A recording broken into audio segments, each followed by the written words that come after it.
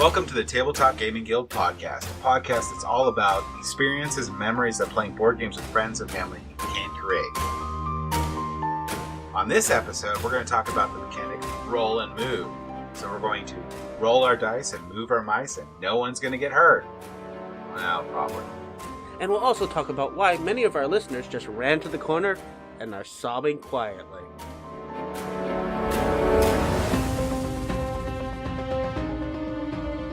Yeah, roll and move mechanic is not necessarily going to be the most beloved mechanic ever created. For those of you who may not know what the roll and move mechanic is, it is basically you roll some dice, 1, 2, or more, and you take that amount and you move on a board equal to that number. Sometimes less or more, but you're beholden to the roll on the dice for your movement. Let's see if you know how old a game with roll and move actually is. I believe Sabbat, the ancient Egyptian game, had roll and move. But you cast sticks, and the sticks had a pip on one side or the other, and you would add up the value, and that's how much you move. So it's close enough. That is basically a roll and move. You rolled those sticks, they gave you a number, and you had to move that many. So yes, so 10,000 years. Yep, I know that because I have that game coming in the mail. So it's a very, very old mechanic. It was very popular for a long time because it was one of those things like rolling dice was gambling. So rolling dice in a way that not considered gambling was appealing. So those games, I think, actually got a big foothold because of that. But as an early mechanic, it's probably one of the best ways to add chance and luck and excitement into basically a board with a whole bunch of squares on it. A lot of board games, early board games, used this, and it was heavily used all the way up until the 2000s. It's one of the oldest and probably most reliable way of making a quick, easy board game that can be taught very simply and picked up by a lot of people.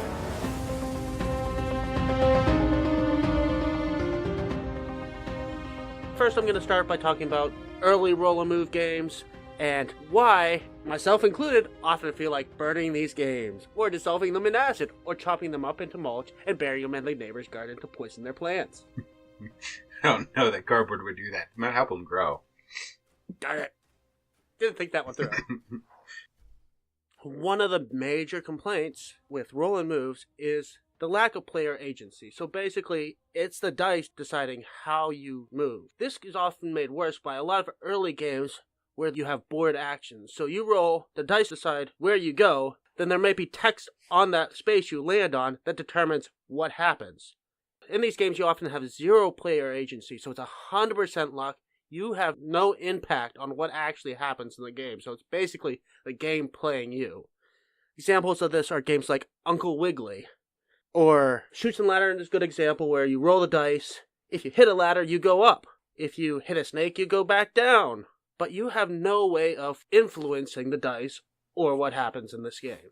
In the 80s and 70s and 60s and even in the early 90s, games like this where you actually had betting sort of thing where you throw the dice and let chance determine how well you do in a game did appeal to a lot of people. I mean, I think the best-selling game in the world is still Monopoly, which is all roll and move. There is that excitement that you can get from playing a game like that was the early draw to it.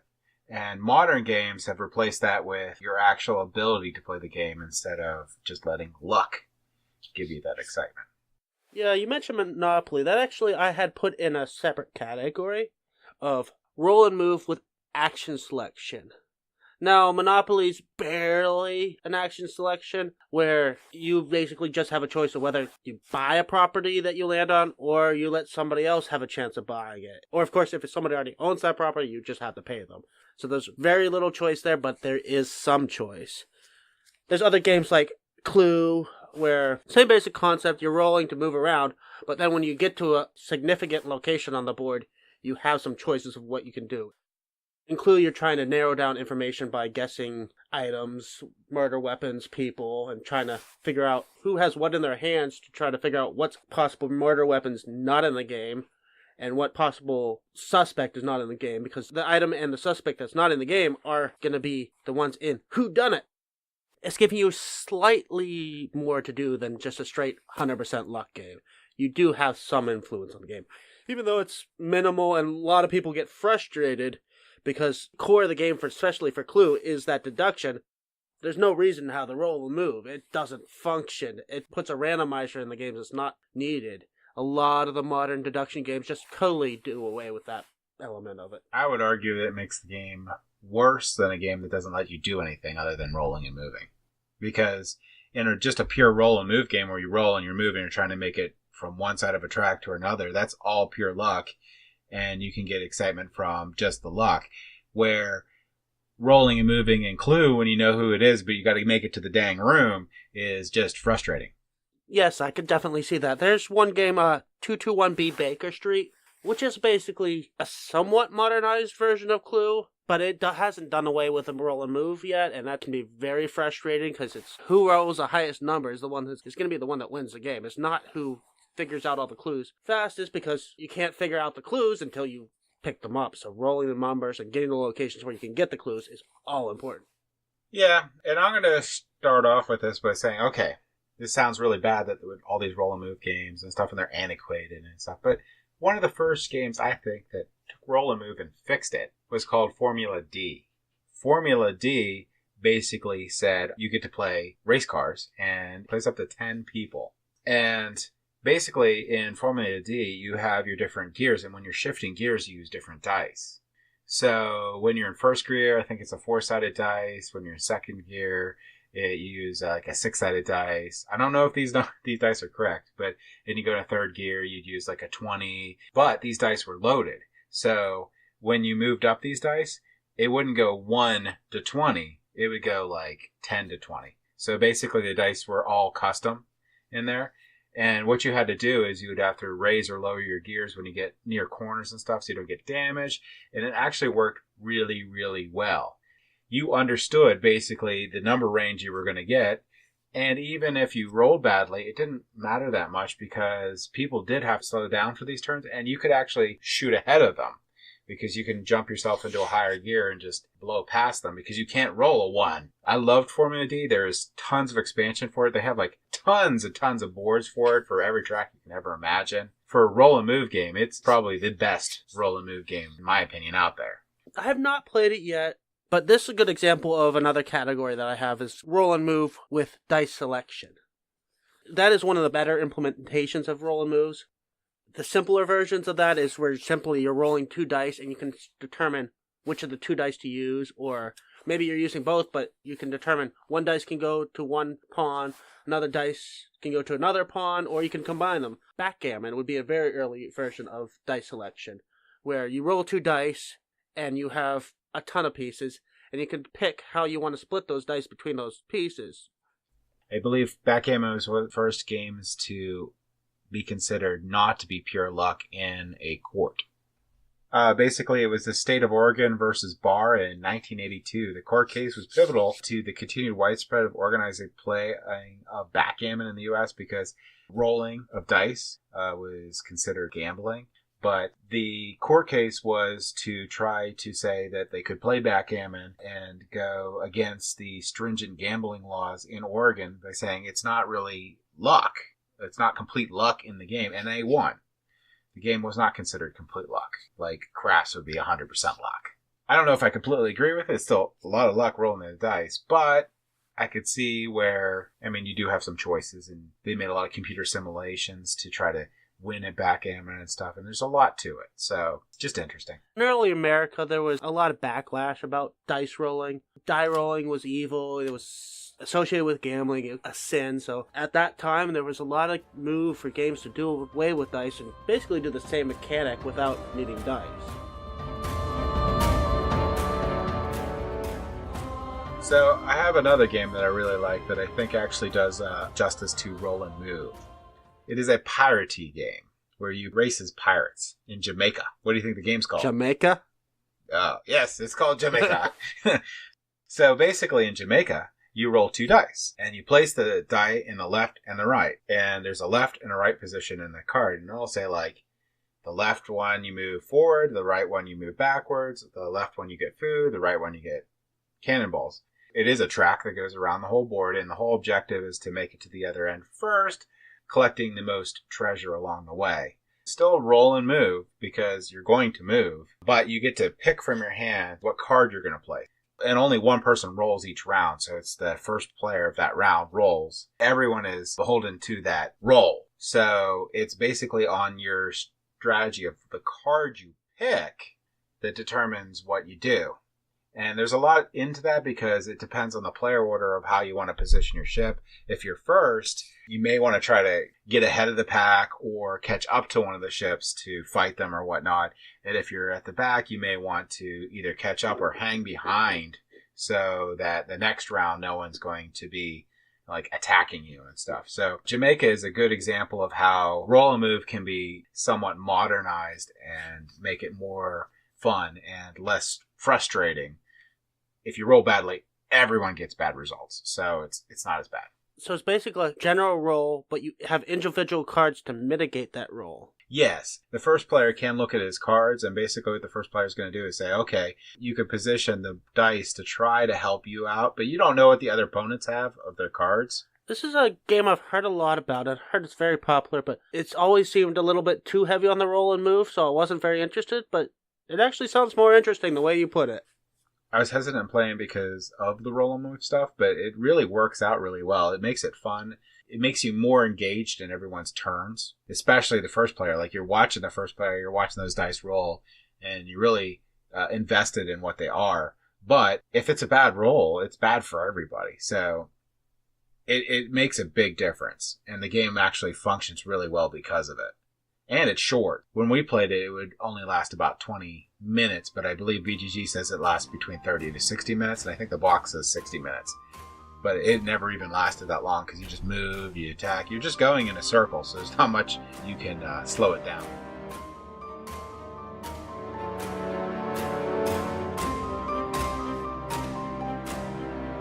There's one more category I wanted to talk about, which is roll and move with path selection. So a good example of this would be Talisman. A straightforward roll and move, but you have two different paths on the board that you can basically choose at what point you want to advance to this more difficult path. Boo, Talisman. I know a lot of people like it, but your choices are left or right. Yeah. However, there is a real-time game that falls into this category that I actually like. It's a real-time game, has dice selection, has path selection, and it has an element of exploration, where basically you're rolling the dice. If you roll badly, your dice might end up being locked, and you're trying to get certain symbols in order to be able to explore certain areas or do certain actions. Do you have any idea what game I'm talking about? I'm going to go with no, but I'm probably going to be sad that I don't know. Basically, you're trying to explore a tomb and look for treasure and light torches and find the exit. Game called Escape. I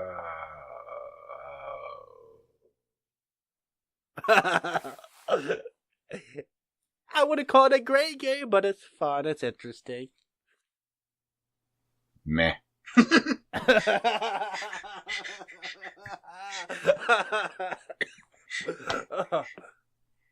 Now that you gave me that one, I'll give you one that you will probably be up in arms about, but I think it's really good. I mean, it's just fun. First off, it's a kid's game. I believe the game says 8 and up. Ghost Fighting Treasure Hunters.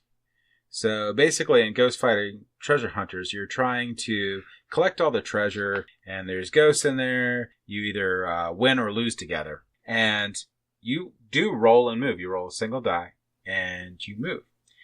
The thing about the game is the distances between each room is really short. And you're sneaking around. So thematically what it is you're sneaking around in a pitch black mansion with ghosts in it.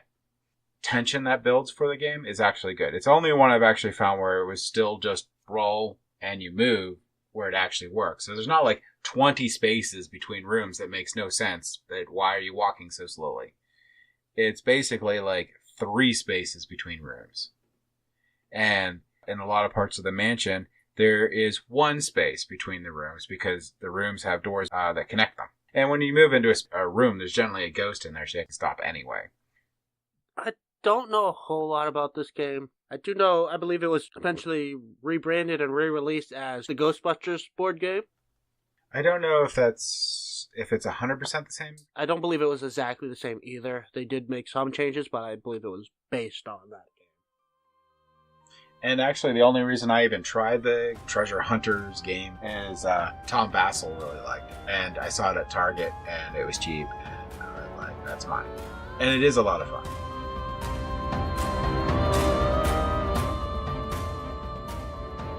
I'm hard on rolling moves, and it's half serious at first. In order to have it work in the game, you do require a lot of mitigation, a lot of ways to alter the results of the dice, or work around those rolls. I also noticed a lot of the reboots of early games. They could be really good games, but when they reboot them, they generally take out the roll and move mechanic and replace it with some other, like, card mechanic or something that's similar but not quite the same. Like, I believe Fireball Island did that? You played that. Yeah, Fireball Island basically, I mean, in essence, it's still a roll and move. In Fireball Island, you got 2 cards, and you can pick one of them, and they both have numbers on it. The only difference, really, is that you could pick 2 numbers, and you know them ahead of time. So basically, each turn you're drawing 1 card, and you're picking from 2. But the cool thing about it is, even though it's a masked roll and move, the fact that you have the cards gives you the perception that it isn't, which work for the game, and it's a super light game anyway, too. So the majority of the game is you're just having fun.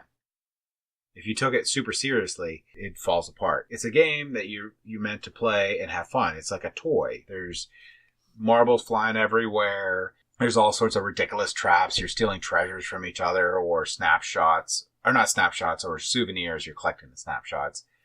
But it is pretty much a roll and move game that they used cards to mask the roll and move part. Not as bad as Uncle Wiggily, but it's still, you draw a card. That's the number you got. You have another card in your hand. You can pick between the 2, so you got a little bit of a choice, but really, it was a random card you drew, and that's what you can move. Nothing's as bad as Uncle Wiggily. So I'm sorry if anyone likes Uncle Wiggily. It's horrible. Anyway, if you think about it, Fireball Islands, it would be the same as if you rolled 2 dice, and you could pick one of the dice, and then you just re-roll the one you picked. Even with that, I liked playing the reboot a lot. And I even enjoyed it more when my friend at work brought the original Fireball Island. And I realized how much better the new one is. Yeah, I saw a copy of Fireball Island on sale. Actually, I think it was on the Jack Bassel Memorial Fund.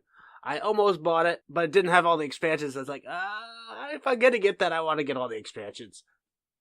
Most likely I'll just play it at a convention or something. I don't think it's a game I'll necessarily buy. No, I'm not going to go out and get it. But I have another friend at work that bought the game on Kickstarter and hasn't even opened it. So if that opportunity arises where I can get it from him, I probably will. But I'm not going to go buy it. You've mentioned a few decent games. Unfortunately, a lot of the ones that I've heard of that are actually supposed to be pretty good, I have not played yet. Like Forma D, I definitely would like to play at some point. So, I'm not entirely convinced. It's definitely a mechanic that I feel should be stripped out as much as possible. It can work, but you really have to work to make it work. I thought it was really cool if you would do like a wounded mechanism. Like if you were wounded, roll a 4-sided die. That's all you could move while you're wounded. Depending on how you're injured, you may or may not be able to make it that 4 feet. So that might be cool. So I think there can be a little bit with roll and move, but I'm basically a complete Euro fan, and the majority of games I like minimal to no luck. Absolutely. Anytime you see dice, I want to see a large amount of dice mitigation, a lot of options for how you can get around those dice. Now, I still love Descent Journey in the Dark 2nd Edition. I like the rolling for the combat, and I used to be a lot larger into combat resolution. I know it's not roll and move, but like the rolling of dice to resolve combat until Eric Lang came around with Blood Rage and Rising Sun, and even Cry Havoc has a cool mechanism for resolving combat. So I like those better, but I still can get around rolling dice somewhat. I notice that I'm getting more intolerant of it. I'm like, if I never play Catan again, I'm probably fine with that. Same. I mean, I used to love Catan, but that was before I played a lot of the more modern games. And the luck element in it just got to me after a while. It got a lot of people into the hobby. It was that game that like bridged the gap between those old stale roll and moves and stuff and modern games. But Catan's pretty old now. Catan could probably use some modernization and improvement on its gameplay. It was great for its time, but it's not standing up to modern games at all.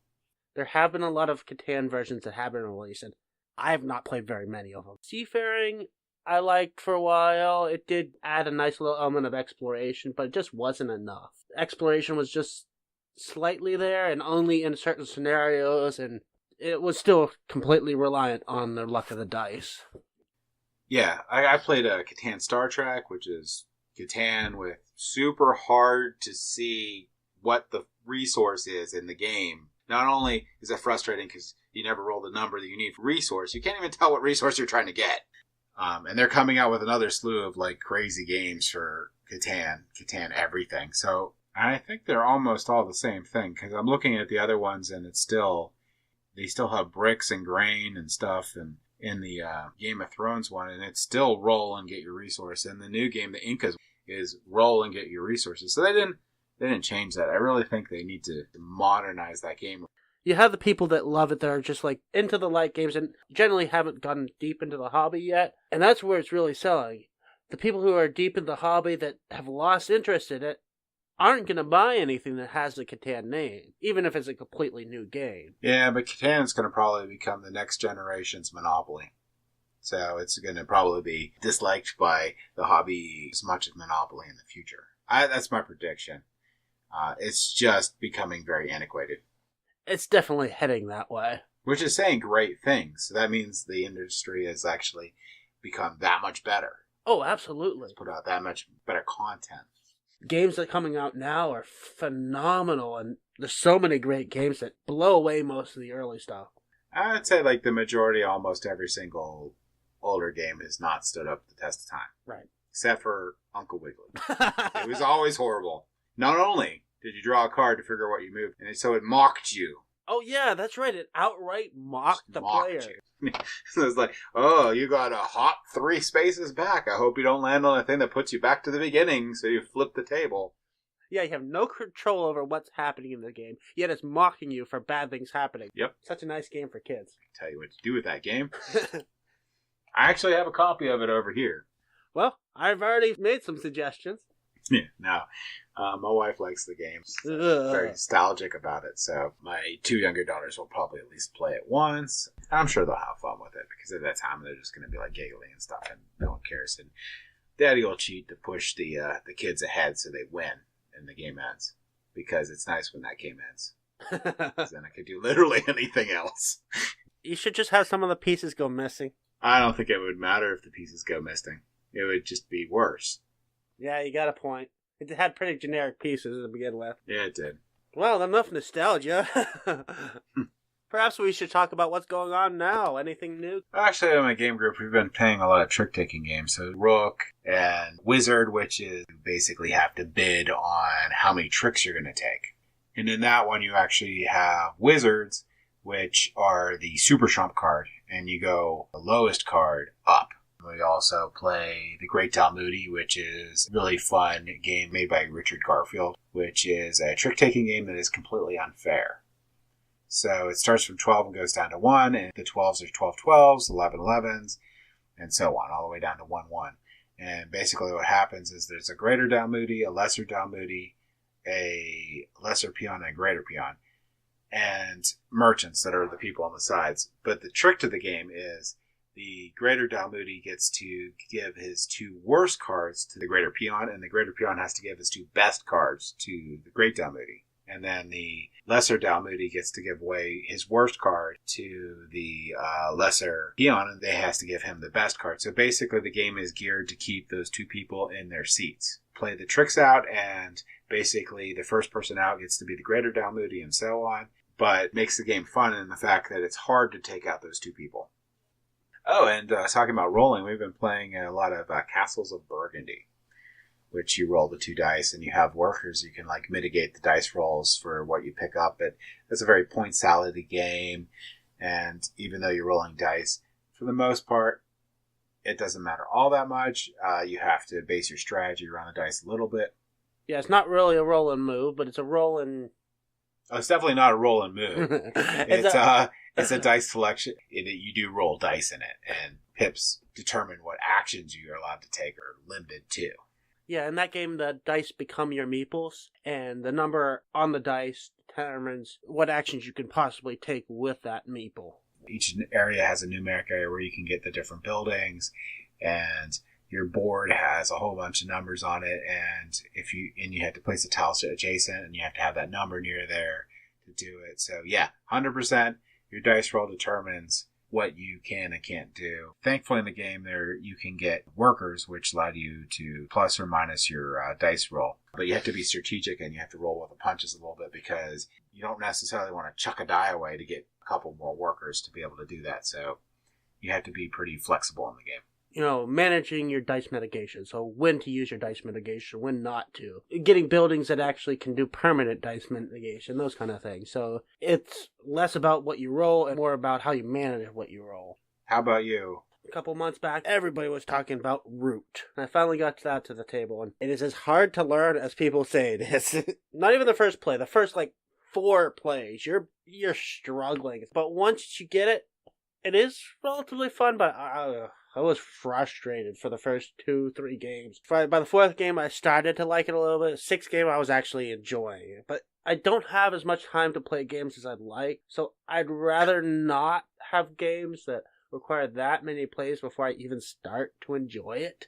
I've heard that about that game, though, but I am super interested in playing it sometime. The idea seems really cool. Yeah, the idea is awesome. So basically, in Root, each player is playing a completely different game mechanism. Not even always the same objectives. There's a general objectives, but that can actually change. In the base game, you have 4 characters. You have the Marquis de Cat, which is pretty straightforward. You start with huge presence on the board, and you're all about building and as quickly as possible. You get lots of points for building and getting a nice engine going. Pretty straightforward. But then you got the bird character, which I cannot remember the name of, but it's basically a program movement mechanic. You're laying cards on your decree, and each turn you're adding more cards to the decree. The cards in your decree determine what actions you can take. But the moment you run into an action on your decree that for whatever reason you cannot take that action, your decree is broken. You lose all your cards in your decree, and you lose a bunch of points. I enjoyed that character more than the other characters, but one of the problems I found, especially in the early games, if you have a new player playing either the program movement character or the cats, and then you have somebody slightly more experienced, the game will be over quick. That new player will get demolished. Those 2 characters are key. They have to be equal level. There's a lot of expansions that add other characters and other races. Maybe that'll help resolve that. I don't know. It's basically a balancing act, and it's basically, from what I heard, is going to be a game where all the players have to be on the same footing, and they have to understand how the other players basically play their characters. Without that, you can have an uncontested winner, or bad things can happen. I heard the Backgammon can be especially bad for that. Yeah, you have the cat that starts off pretty powerful, the birds that become powerful really quick, but then they have to really be careful, because if they make a single mistake, they're in trouble. You have the Woodland Alliance. That is a slow build race. You don't even start on the board at all. It takes a long time to start getting things on the board and getting some power out there. So the real test of the game is, did you like it enough to buy an expansion to try those out? I might play the expansions, but I wouldn't buy them. Yeah, that's pretty much what I was thinking. So I'm glad you have a copy, so I'll play. Whenever I get a chance, I'll play your copy. And then I'll probably be good.